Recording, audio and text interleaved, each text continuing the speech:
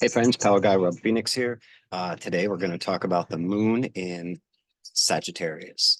So as the moon moves through the sign of Sagittarius, it highlights the top part of your legs, like your thighs, that whole upper section of your legs. And um, we're kind of getting away from the processes of the body, which is basically your torso is where all the processes happen, into the more like our physical foundation, which is, our legs are very important if they're hurting.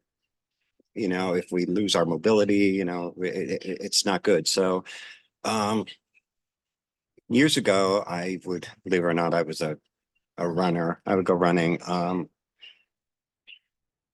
Wasn't for me. It was too high impact on my knees, and I was constantly sore, constantly in pain.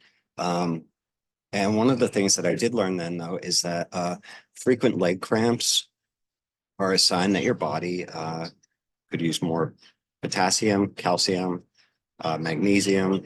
Um, So in order to maintain good health in your legs and to avoid cramps, you want to intake more potassium. Now, everybody thinks of bananas right away, but there are things better than bananas. I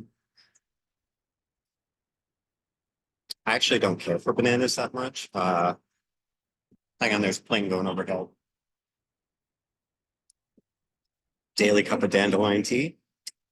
Um, so anyway, you don't have to get bananas if you don't like them. I try to eat bananas once in a while. I think I'm gonna do it. I'm just gonna go for it. And then I start eating it, and then I start thinking about like the texture of it and the fact that I don't like it, and then I can't even finish it. I don't know. It's a very strange thing. But broccoli, we eat a lot of broccoli in this house. We eat a lot of fresh veggies, either with salads or grilled, um, or roasted. I mean, we always use fresh vegetables in our house. Bill is constantly every day chopping up fresh mushrooms and broccoli and cauliflower and all these veggies, and then we'll throw them on the grill with some olive oil, maybe throw some chicken breasts in there or chicken thigh. I like the chicken thighs because they have more flavor, but it's more out of bad fat and grease. But um, yeah, fresh veggies. So the more you get, like broccoli, is a good source of potassium. So are raisins. You could eat more raisins. Red beets, which I love, very high in potassium. Uh, there you go. That's just some ideas. There's a bunch of other things there that have more potassium than bananas, but just to give you some ideas. So if you are experiencing cramps in your legs, um,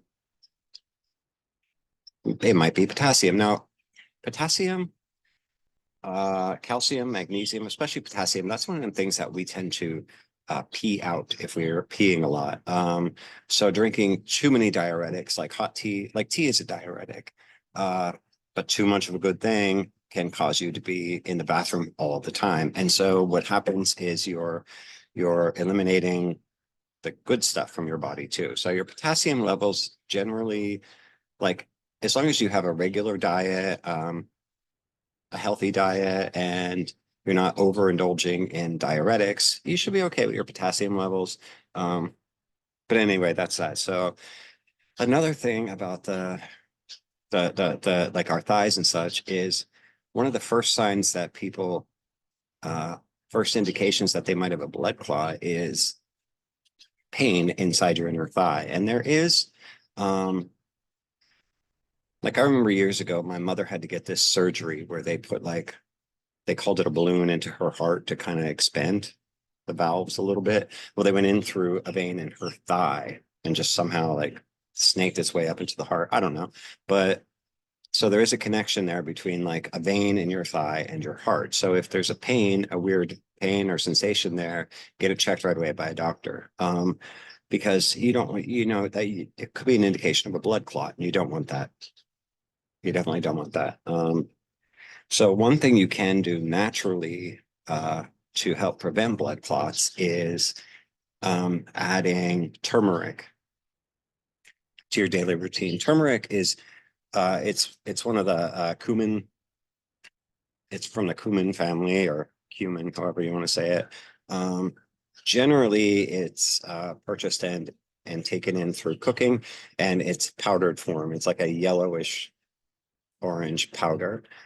spice. You can find it in the spice section of whatever market you go to. Wherever you can find like parsley and pepper and all that, you'll find turmeric.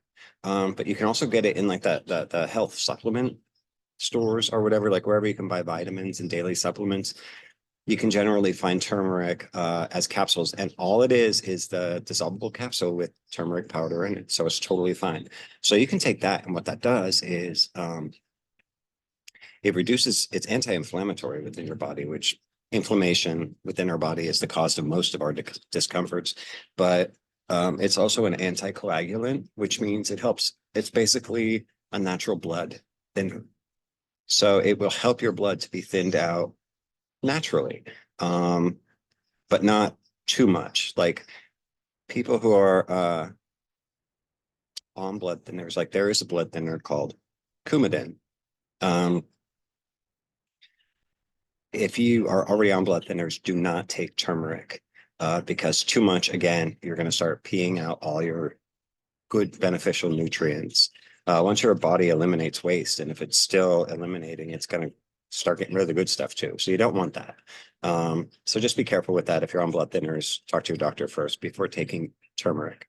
So anyway, just regular mild to moderate exercise every day, just walking, take a stroll, especially, I think it's especially important since we're talking about our legs and getting cramps and such.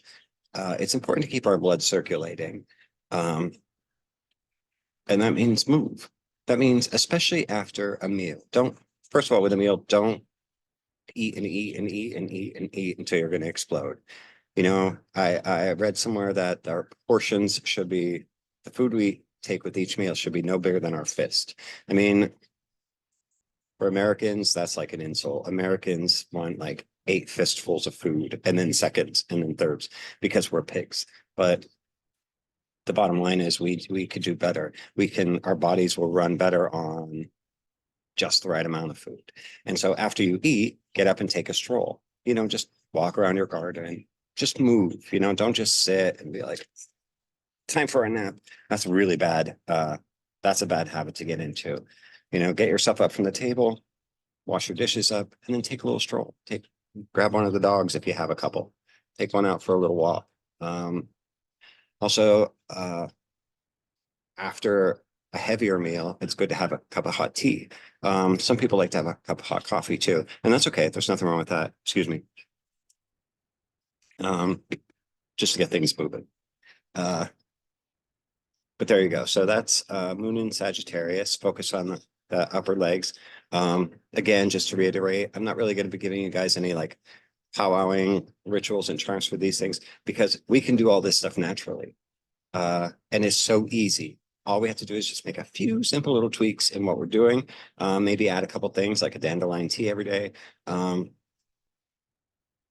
you see the benefits immediately. So that's Moon in Sagittarius. And I will be back with the next one. Oops, I'm sorry. All right, you guys, God bless you. Have a great day. Love you. And we'll talk again soon.